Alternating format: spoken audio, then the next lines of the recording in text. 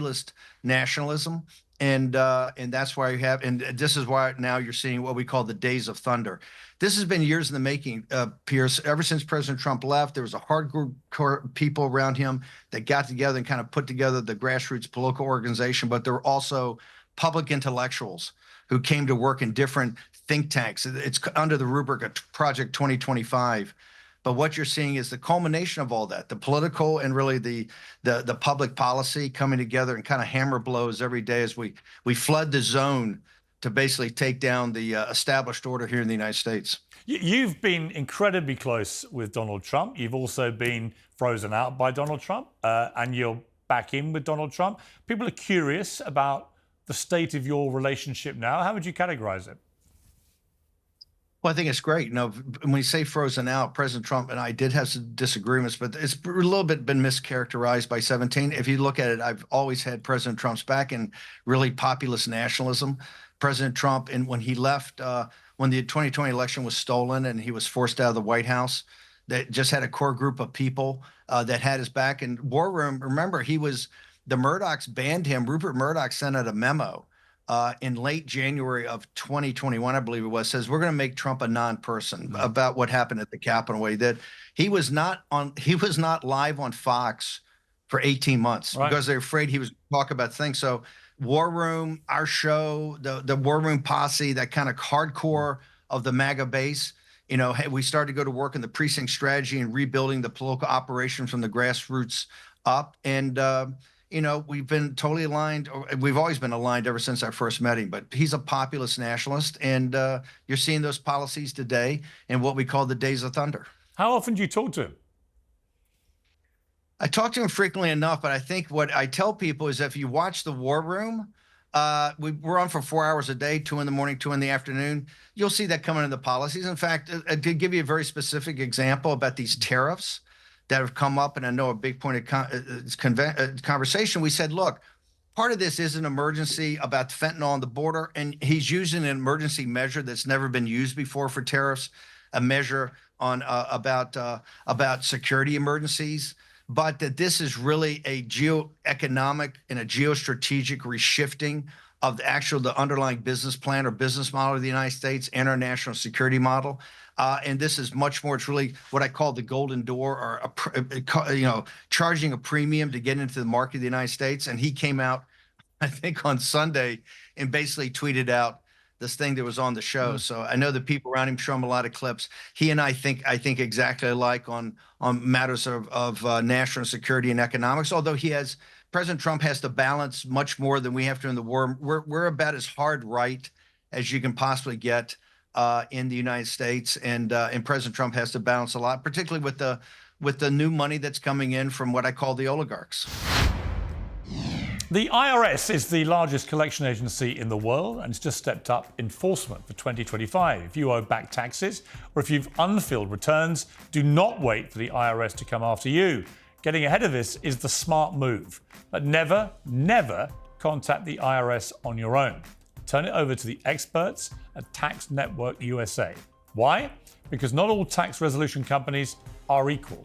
Tax Network USA has a preferred direct line to the IRS. That means they know which agents to deal with and which ones to avoid.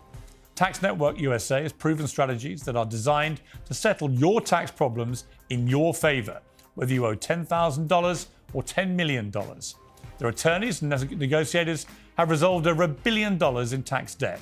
You can talk to one of their strategists about your case for free. So put your IRS troubles behind you once and for all.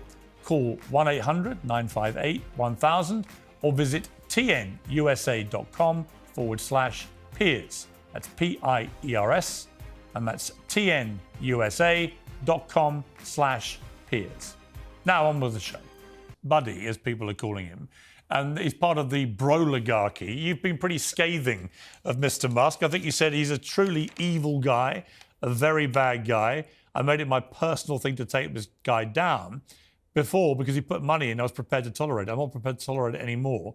I will have Elon Musk run out of here by Inauguration Day. He won't have full access to the White House. He'll be like any other person. Well, he's not been kicked out yet from the circle. Do you still believe what you said then? It doesn't have full access to the White House. They're That's across true. the street at No, the that's true. Yeah. But I want to give some depth to this for the audience, because there's a couple things. Number one, the enemy of my enemy is my friend. Elon, I have been Elon's biggest promoter, even more than even President Trump, on three big elements I think will directly relate to your audience. Number one, he backed our play early on. This before I went to prison.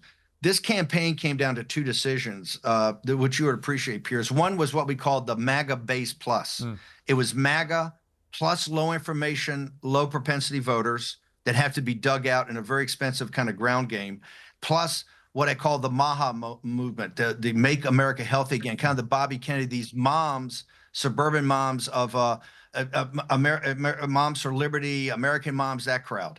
Versus, as you know, Trump always has around him, people want him to moderate. People want him to be nicer. People want to be kinder. And that was people that wanted to go after the mythical suburban mom, for Trump to tone it down.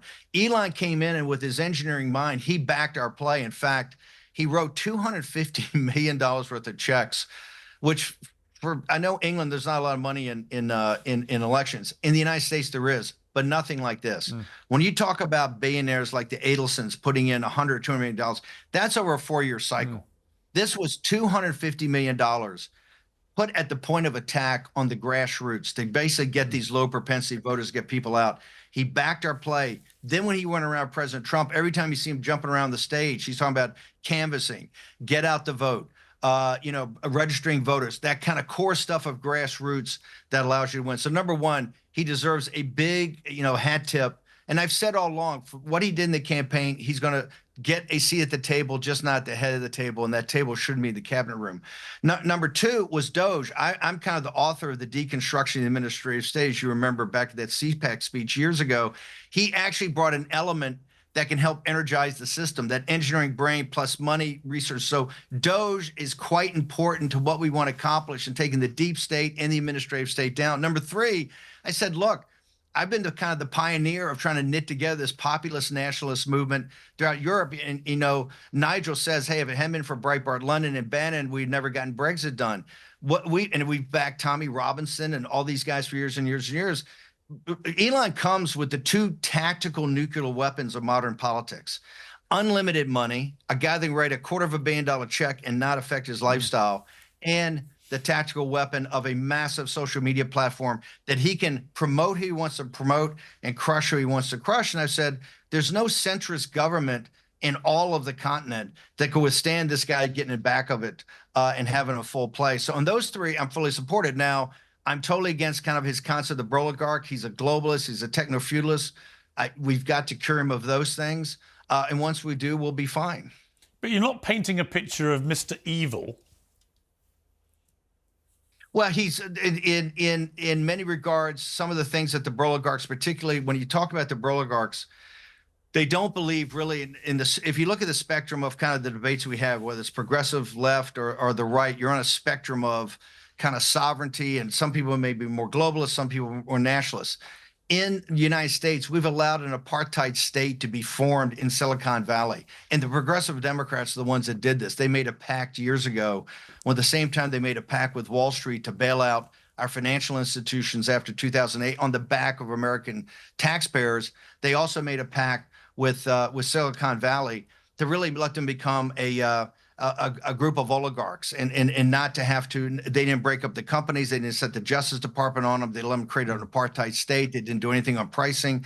These guys have now become what I call techno-feudalist, not really on the spectrum when you have a debate in a democracy or in a constitutional republic. In that regard, they're quite evil. In addition, he's the leader of what is called the transhumanist movement. This transhumanist movement, this kind of dark underpinnings of this tech revolution, and that is the convergence of these technologies, particularly artificial intelligence and CRISPR, and this really to enhance Homo sapiens. And Elon with Neuralink, which will chip your brain, is at the forefront of that. So in that regard, it's quite dark and it's quite evil. And the populist nationalists of this country are kind of binding together to make sure, with the MAHA movement, with the Make America Healthy Again, to make sure that we stop it. So, I mean, if he is evil in the way you're now characterizing, should he be at the right hand of the President of the United States? I mean, that's what many people are asking.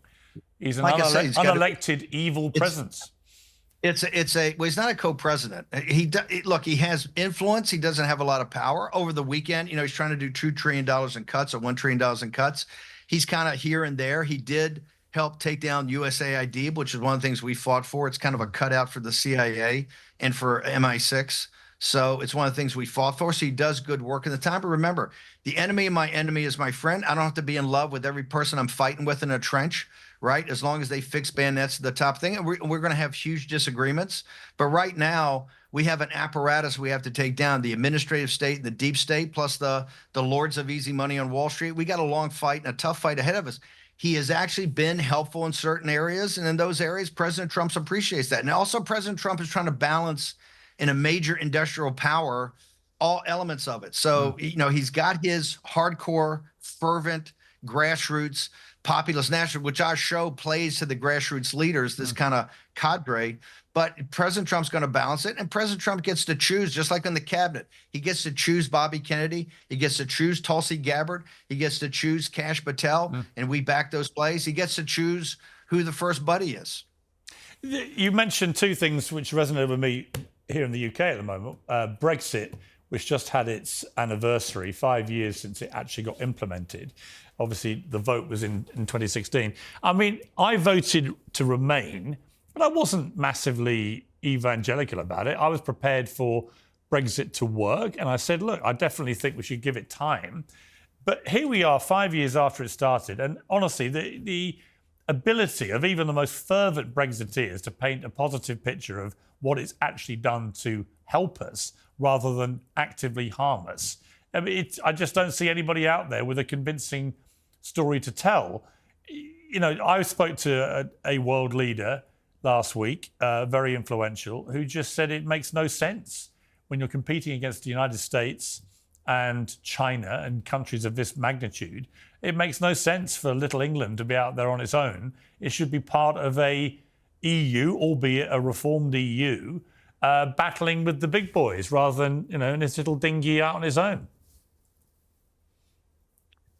Number one, I don't think, look, Theresa May, the elites in England, even leading to Boris Johnson this 5th anniversary. And always remember, Brexit was kind of the predicate to Trump's win. As soon as we won in England and saw that, particularly the way the working class up in the Midlands, I guess, saved the Brexit vote, the same people that kind of supported but they Churchill feel very disillusioned now, Steve. I mean, it's like it's 57% of the British. But hang on, it's 57% of the British public in a poll last week, because of the 5th anniversary, said they would now vote to go back into the EU. They would vote to stay in it. So there's a massive shift now in public opinion from a slight majority wanting to leave to an overwhelming majority now thinking it's been a mistake. Because the Tory elites have never implemented, and what they did implement was wrong. First of all, Theresa May and those guys, when they came over, I told the team at the time, we would sit in a room for 30 days or 60, however long it took, to cut a one-on-one trade deal that make sure it was reciprocal and fair, that, England was our mother country, and we were prepared to do this. They saw at the time Brexit as a problem to be overcome, not a solution to anything. They fought it. Then when Boris Johnson won the huge majority, he had a concept of Singapore on the Thames. This is exactly what England doesn't need. This is kind of fall into you have a small version of what we have between Cambridge and the City of London. And I would argue, if you look at the economics outside the City of London, England is kind of a third world country because they've let manufacturing atrophy. You guys could be a manufacturing powerhouse with the skill set you have and the workers you have. You could be a manufacturing powerhouse. Boris Johnson's thing of Singapore on the Thames plays right into the lords of easy money mentality of the City of London, just like Wall Street and Cambridge University. You've got another Silicon Valley up there. Now, it could be very positive if you talk about bringing back advanced manufacturing, but all it's doing is the age of algorithms, exactly like our Silicon Valley does, which is looking for foreign workers, not using domestic workers, and having industries that don't employ a lot of people. If you ever executed Brexit like I think the initial Nigel Farage vision was, you're going to be a robust country and you're going to have your sovereignty. The British are going to make decisions for the British people. You're not going to look to Brussels. You're not going to look to Davos. Good God, look what's happened in Ukraine. Do you want these people making decisions over your life? This is a very destructive. Well, you and I don't agree about Ukraine. to put it mildly. I mean, Well, I know, and I'm actually Piers, but genuine question. I don't want to get into a whole thing about you're Ukraine. just wrong. But Piers, you're just wrong about Ukraine. No, I'm not. Unfortunately, I've been right. What? I'm not. Piers, you're 1,000% wrong on Ukraine. I'm going to tell you. I'm going to ask you one question. I'm fascinated by your answer. And I respect you, Piers. But on this one, you're just dead right. Well, let me. So much you say is smart, and this one you're just dead wrong. Let me just put a picture to you, which is this. I remember Saddam Hussein invading Kuwait, right, in '91, and Kuwait wasn't a member of NATO, so America had no need to get involved if it didn't want to, but it did because it was in America's interest because of oil and whatever. And America, over about a month-long period, did a brilliant operation along with other allies to remove Saddam Hussein. Now, I'm at a loss to understand why that was universally supported by almost every American I've ever met in my life. They all go, yeah, absolutely. We kicked out Saddam. It was great, including, I would say, 100% of conservatives and Republicans. And there's been a bizarre shift in thinking. And I'm just genuinely curious, because you're one of the people, I think, who's been influential in this. Why is it that so many conservatives now view a Russian dictator invading a sovereign democratic European country, which, for better or worse, Ukraine now is, illegally invading it and taking a third of the land so far, as he had taken Crimea before? Why is it that that doesn't instinctively bring out a rage in the American right, as Saddam invading Kuwait did?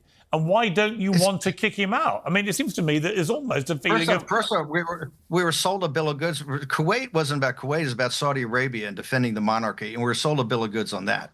Okay, for what happened later at 9/11 was Saudi money. What happened is people started to wake up. Look, I spent 8 years as a naval officer, 4 years under destroyer, and a lot of that time in the North Arabian Sea and Persian Gulf because of the situation in Tehran at the time with the hostages. My daughter is a West Point grad that served and fought with the 101st Airborne in Iraq after she got so we have some skin in the game. Here's the point. I mean, my brother was an army colonel who served in Iraq and Afghanistan, as was my brother-in-law. So I have skin in the game too. I didn't say you didn't. I got that. But here's the point. Look at World War II. In World War II, good Lord, Montgomery, Patton, Eisenhower, those wars in Eurasia, that part of Eurasia is not in the vital national security interest of the United States. A fight of two Slavic entities over the Russian-speaking Donbass and Crimea is we just don't have a dog in that fight, okay? We can't be everywhere. You do. It's called democracy. It's called safeguarding freedom and democracy wherever you see it attacked. What are you talking about? Piers, did you not live through the first half of the 21st century protecting democracy in Iraq and Afghanistan? No, I opposed. Hang on, Steve. I literally led the campaign in the UK media against the Iraq war, even though it was a Labour government and the paper that I was the editor of was the Labour supporting paper. I literally went to war with my own Labour government at the time because I felt strongly that it was waged on a completely false premise, which it was. But there's no false premise with what's happening in Ukraine. The false premise is exporting democracy everywhere. Yeah, I agree. I agree. Whatever the two Slavic entities slugging it out, and if the EU and NATO, because this is our point, NATO has become a protectorate of the United States, not an alliance. You guys can't put up two combat divisions because the 2% you're supposed to go to GDP. Italy's at 1.5. Only the UK and Poland does this, and quite frankly, it's going. Actually, a lot more of them are now doing it because of Donald Trump. He bullied them into doing it, and quite rightly. And I was the tip of that spear. I'd go into those meetings and say, guys, you got to put the 2%. You were right. And about the English. Well, here's the bottom line. The bottom line is, as I said on the eve of this war, just like Professor Mersheimer said, the West, Davos, Brussels, NATO, the city of London, and Washington, D.C., and New York City are going to lead the Ukrainian people down a primrose path to their destruction, and the West will fight till the last Ukrainian dies. And when it becomes uncomfortable for the West, as is becoming uncomfortable now, they'll cut bait and say, hey, Bob's your uncle. And here we have, according to President Trump, and I'm giving his numbers he gives all the time, there's essentially 1 million dead or wounded Ukrainians. There's 750,000 dead or wounded Russians. Ukraine looks like Dresden in 1945. And Piers, here's the tragedy. Where it was about the Russian-speaking eastern province of Donbass and Crimea, now the Russian army, I don't know, as you said, controls a third of the country. And as you remember, Piers, the Russian army has a tendency not to back up where they have tanks. So now we're going to be in a horrible, a horrible negotiation. It appears yesterday to the Associated Press, Zelensky just told the Associated Press, hey, of the $200 billion the Americans sent, I only got $77 billion. So I don't even know where the rest went. And this is one thing we said at the beginning. And they're going to come back and they're going to come back to you, England, and say, of the 200,000 man security force, England's got to put in 50,000 troops. We want 50,000 or 100,000 from the Americans, and NATO put the rest. And that's just going to be a non-starter here. This thing's been a debacle. I'll tell you what, here's what I think. I actually just literally interviewed President Zelensky today before I interviewed you. I've always liked Zelensky in a way that a lot of the American conservatives seem to hate him. I don't quite know why, what he's done wrong, other than defend his country. But he said to me an interesting thing about nuclear weapons, right? If Ukraine hadn't been persuaded to give up its nuclear capability, then Putin would never have invaded them. And he said, look, if I'm not going to get NATO membership, which Putin would probably see as a red line for him, then I want to have the firepower that deters him from attacking us again if we do a settlement. And he said, and that should include a nuclear weapon, right? In other words, give us back the deterrent we had, which if we'd had it, would have stopped him invading. I thought that was a perfectly reasonable point. You know, we made Ukraine, led by America, made Ukraine give up its nuclear defense. And look what happened. Piers, if you're telling me now that we should give guys have already shot off missiles into Russia itself, if you're telling me the West should give Zelensky... Why shouldn't Ukraine fire missiles into Russia, given the number of missiles Russia's fired into Ukraine? Tell me. Because those missiles were not, at least the American missiles were given under the auspices they would never be fired into Russia in those depths, because then you could trigger a broader conflict. Look, all this fear of the Russian army. Why should Russia have the right to do it, but Ukraine not? When I came off sea duty and was in the Pentagon, everything was about Russia. When I was a naval officer, all we did was hunt Russian submarines. I was on an anti-submarine destroyer protecting a carrier battle group. It was all about getting the Russian fast attack submarines. In the Pentagon, it was all about deep interdiction in the North German plain to make sure we could stop the Russians from rolling across Poland into Germany. That doesn't exist anymore. They can barely take Kharkiv. They haven't gotten to Kiev in 3 years of fighting with almost 1 million casualties. So this whole thing of the Russian army being so overwhelming is, to me, just doesn't seem to be a fact on the battlefield. And if it is, the UK and NATO ought to take it seriously, and they're not taking it seriously now because they don't build up their military and don't have any combat. Well, I agree with that. I agree with that. This thing in Greenland should be a signal that President Trump is looking at what I call a Mahanian strategy off of Alfred Lord Mahan, the same strategy the Royal Navy had for years. We're looking to get choke points in Greenland all the way down to Panama. And this weekend, the Panamanians threw the Chinese out. No one belt, one road. They're going to essentially turn the Panama Canal over to us.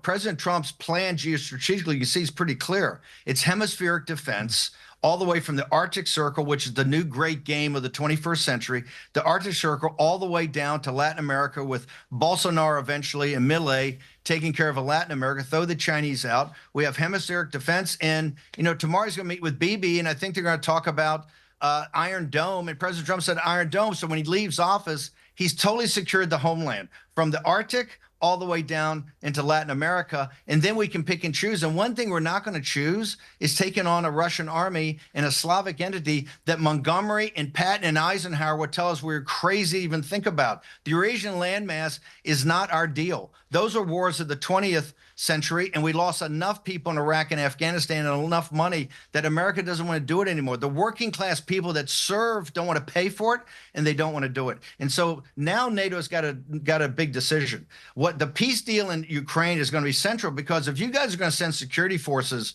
it's going to be enormously expensive. And I don't know how you balance your budget, given that you've already had Liz Truss, government turfed out by the bond market. Really, Richie Sunak kind of turfed out. One of the reasons labor is upside down is they can't get an economic model that works. Right. And these global bond markets have taken out more than howitzers, more governments than howitzers.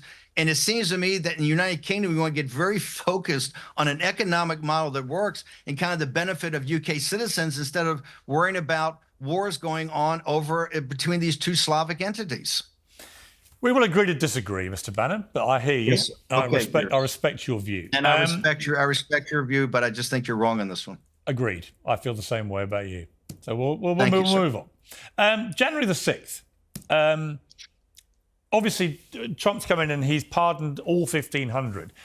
My personal view was that... Which I recommended strongly, all of them. Right, so that's an interesting point, because I agree with J.D. Vance on this, that anyone who committed acts of violence against police officers, they should not be pardoned or commuted. But the others, very good argument, a lot of them were given way too heavy sentences, particularly those who were completely peaceful. But it just seemed to me a bit odd that Trump is always so vocal supporting police officers generally, and so determined to stop people attacking police officers. Why would he send a signal that actually, if you do, you may get a pardon? I don't think it's fair. Here's why. Let's go back to JD. You bring up a great point. When JD went on Fox that day, and for your audience, it was a couple of Sundays ago. It was Sunday, I think, before the week before the inauguration. And he gave the same argument you gave. He says, look, we're looking at pardons for the nonviolent, but the guys of peace. And brother, it blew up. Our show and the base and Don Jr. and guys said, no way. It's all of them. Right. And we're law and order folks. Right. OK, we're law and order folks, but it's all because this was a Fed insurrection. We got to investigate. This thing's totally rigged. And I don't even know when you talk about police hurt, we got to get to the bottom of that because these cases were all totally rigged. The firestorm that came from the MAGA base, who are law and order, got President Trump's attention. A woman named Julie Kelly, they put him in touch with her. She walked, she's covered these cases for 4 years from the courtroom.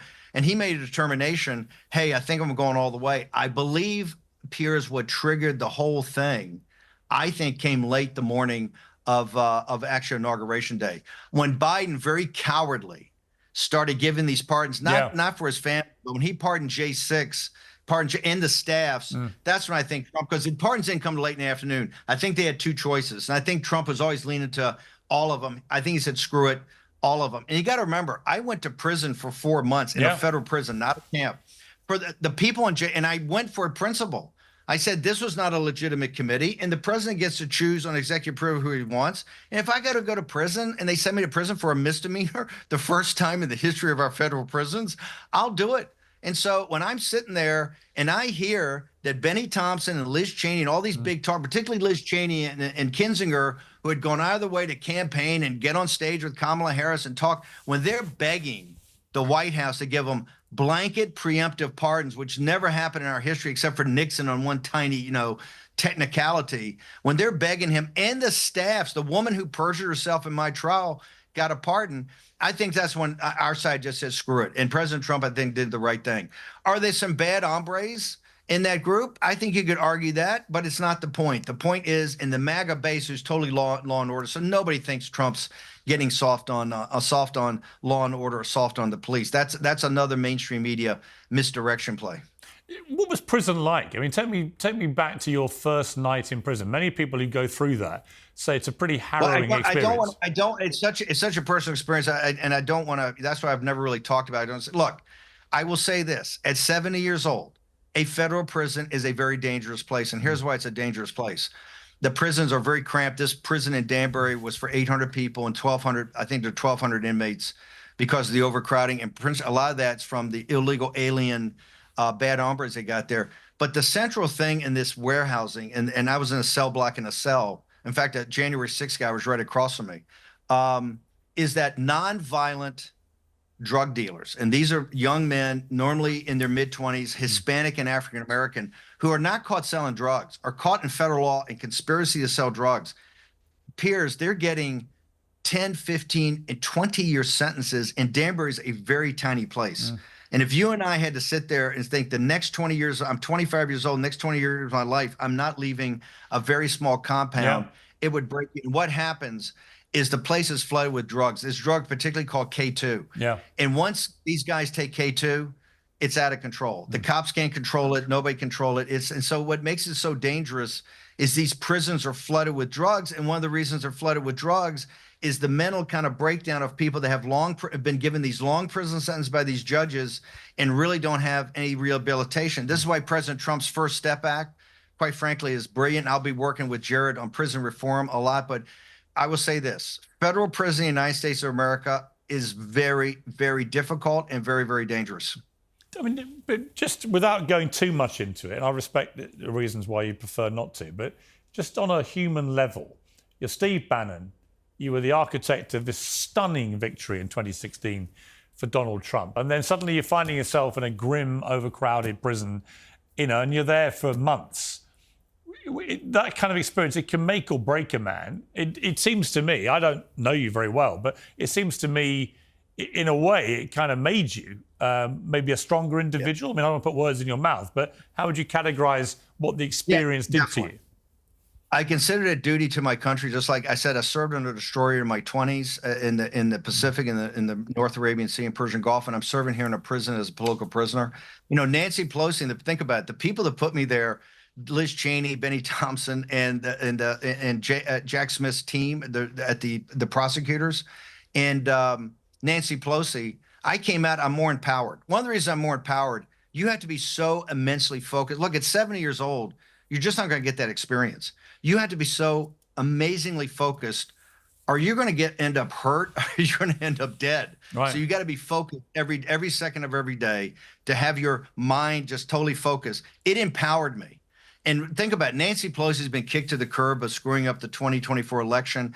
Liz Cheney, these people beg for pardons. Jack Smith's gone and probably going to be prosecuted. So I came out of this empowered.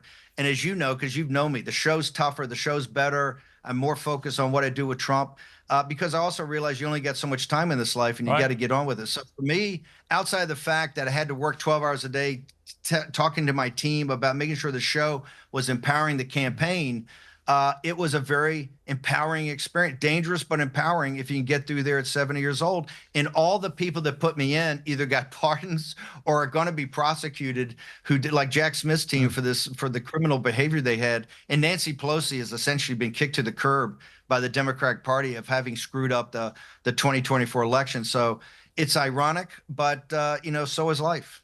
What was the thing, other than family and friends, what was the thing you missed most when you were inside? It's interesting. The thing you miss most in prison, in federal prison, the whole thing is to break you psychologically. Yeah. One of the ways there are no chairs.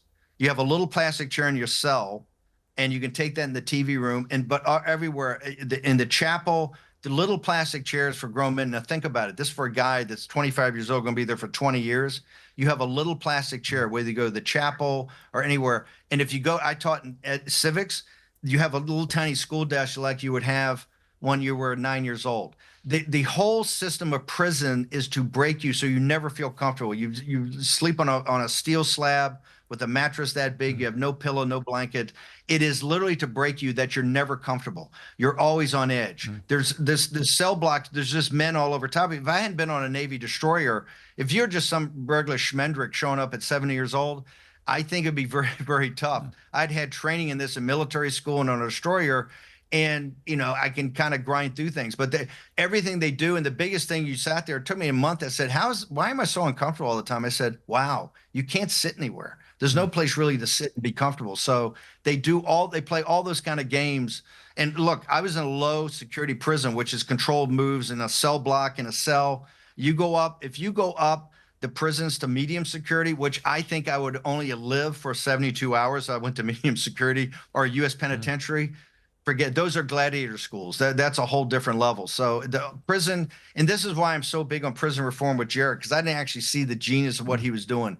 Our prisons in the United States have to be radically changed. We are, and the other thing, sex offenders. This is the thing. Half the prisons are sex offenders now, and there's no rehabilitation. If you think people in prison right now, sex offenders, are getting rehabilitated, you are wrong. There is no programs whatsoever. These people are warehoused for 10 and 15 years, clearly have issues, big issues. But outside of being a child molester or somebody on a thing, they've never had a parking ticket. I mean, it's bizarre. And they're put in with convicts So it's a bizarre system. It's a dangerous system. You're not helping people, and quite frankly, you're not helping the country. So it's got to be. And President Trump is kind of the leader in prison reform. This is one of the reasons, by the way, 39% of black men voted for President Trump, the highest portion ever. And part of our coalition going forward are Hispanics and African Americans. So just the short version is you missed a nice, comfortable chair. I just missed. You're not comfortable, but if you don't get over the fact that you're not going to be comfortable, you're going to crack pretty quickly. So you just got to put it by you. Just to say, hey, I'm here. I've done lots of interviews with serial killers and psychopaths and stuff in American, maximum security prisons. The feeling I get when I leave those places is always just a surge of relief that I'm out of there, because they're very foreboding places. We've got to wrap things up soon, Steve, but I just wanted to ask you quickly, there's a lot of fear on the Democrat side that Donald Trump may try and run for another term. You were quoted as saying, since the Constitution doesn't actually say consecutive, maybe we go again in 2028. Did you mean that, or was that just a massive troll? Piers, you probably know him as well as any person in global media, right? You know Trump, and you know that you can see right now, these days of thunder. I mean, he's in the moment. This is something he's thought about a lot in those years. The line in winter, Trump was always thinking. He had like the Project 2025 people, these think tanks and others. He's here and now. And I do believe that the Constitution is some lawyers I talk is a little open to that. I think it'd be terrific if President Trump is a candidate in 2028, and I would work for that. Wow. Now, that being said, the Democratic Party, and this is, you know him, so he's a blunt force instrument, and he's delivered blunt force trauma on the political class in our country. The Republican, the Mitch McConnell Republicans, but particularly the Democrats, they have not regrouped. Schumer's sitting there bleeding. Oh, Bannon's flood the zone thing is not going to work. We're going to focus. Just this weekend, they picked a head of the DNC as just some average guy from Minnesota. They're not charging any of their policies. They are, and here's the reason. No, the worst thing, by the way, you've reminded me, the worst thing was the way every candidate on stage for that chairmanship were asked, do you think racism and misogyny played a part in Kamala Harris losing? And they all put their hands up. And I was like, you guys have learned absolutely nothing. She did not lose because of her skin colour or gender. She lost because she was utterly useless. End. That's it. I rest my case. You just said it, and that's no, but they still embrace it. So he's shattered them, and it's only going to be more shattering because it's tons of work to do. But I just think right now, if we can figure it out, why wouldn't we? And it can't be. Look, if we get to a place that it can't happen, it can't happen. But you know him; he's got a head of steam right now. When he went to Notre Dame, I sat there and go, this guy was like Charlemagne walking in with a bunch of, Macron and all these characters. That's how he is right now. Every day's days of thunder. We're flooding the zone. He's getting, from the Panama Canal back to Mexico, just caved within 24 hours on the tariffs. It's all happening, and it's happening at a vast scale with scale, depth, and urgency. Tell me one thing Donald Trump could do that would lose your support, that you would just distance yourself completely. I don't think there is. We're going to disagree a lot. Well, first off, I totally disagree. They're going to try to, I think in his tax plan is to re-put the tax plan. Remember, I fought that back in I fought that back in 2017 when the Wall Street Journal went after me in June of that year when I said the taxes for the wealthy have to go up. President Trump and I are going to disagree on taxes. We're going to disagree on what's to do with the wealthy. We're going to disagree with the oligarchs, disagree maybe with transhuman. There's a whole host of things we're not going to totally agree with, but I don't have to agree with everything to have this guy support. He is unique. We've had General Washington, we had Abraham Lincoln, and we got Trump. This is going to be referred to as the age of Trump. We've never had anyone like this, given everything that he's had against him, given that, when they turfed him out of here in January 20th of 2021, you remember this, Piers, when he went back, the only reason McCarthy and those guys would go down is make sure the lion was still in the cage. He had nothing, and he understood. This is why he had moral courage. He understood. He made a conscious decision. He made a conscious decision to come back and run again, understanding they were going to try to criminalize this. Yeah, I agree. Understand. I agree. And remember, Jack Smith for your audience, just Jack Smith stuff alone, not the rest. Just Jack Smith was 300 years in a federal prison. Yeah. The established order in our country wanted Trump to die in a federal prison. You know, the worst thing, the moment, well, there are several moments that I knew he was going to get reelected, but one was when I heard that they were literally going to drag him through a criminal court over an alleged one-night stand with a porn star 18 years ago. And at that point, I was like, are you kidding? In the history of the United States, the first president to ever get taken through a criminal trial is going to be over that. I said, if that doesn't scream to everybody that this is literal lawfare, it's all it is. It was pathetic political point scoring. And from that moment on, actually, you saw Trump's poll numbers just go up and up and up and up. I thought he was done, finished. You know, I thought it was all going to be DeSantis or whatever. And Ron DeSantis too. But here's the thing that's interesting. Your old CNN, MSNBC, New York Times, you go back and look at the coverage that time, they were wall to wall. Yeah. This was Trump was finished, Yes, Trump was done, over. And done.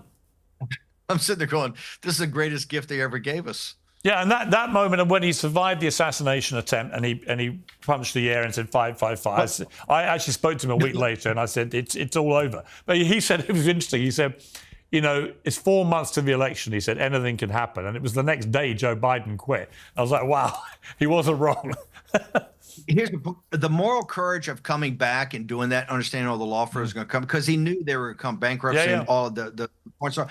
The physical courage, which not many people have, of getting up the stage to fight. Even in prison, I could tell you the gangster and the gladiator merged. This is when the young men came to him. This is when young men who had the low propensity. I totally agree. They go, hey, I want that guy. Yes, and I agree. They see change. And we haven't had that in this country. That's what you're seeing here with Days of Thunder. Well, you know the difference is that Joe Biden physically couldn't have got back up. I mean, that right there was the stark reminder that the current commander-in-chief literally falls over quite regularly and can't get back up again. And that was the most telling thing. Steve, we're running out of time. I just want to end with a quick-fire Q&A because I've never had you on Uncensored, and there are some wonderfully wild rumours about you. And I want to give a quick answer to these, right? Whether they're true or not. Is it true you grew up in a Kennedy Democrat family? True, very true, yeah. Union Kennedy family. Is it true you're an executive producer of 18 Hollywood movies from 1991 to 2016, including The Indian Runner, written and directed by one of Trump's most ferocious critics, Sean Penn? True. How many millions, well, I know this is true, but how many millions did you get from investing in Seinfeld? I didn't invest, but I kind of invested. I took instead of taking a cash fee, I took my fee in ownership of Seinfeld. I don't want to say, but it's been Jerry Seinfeld and Larry David are geniuses, and the things was enormously profitable and incredible. So you've made a ton.